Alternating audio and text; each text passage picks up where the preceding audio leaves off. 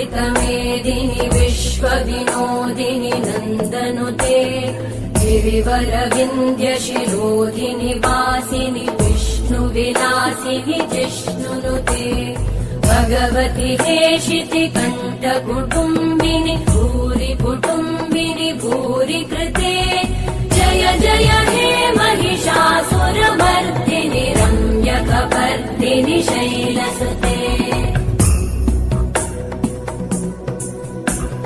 सुरवरवर्षिणि दुर्धरधर्षिणि दुर्मुखमर्षिणि हर्षरते भुवनपोषिणि शङ्करतोषिणि कल्मषमोषिणि घोषरते तनुजनिरोषिणि दितिसुतरोषिणि दुर्मदशोषिणि सिन्धुसुते।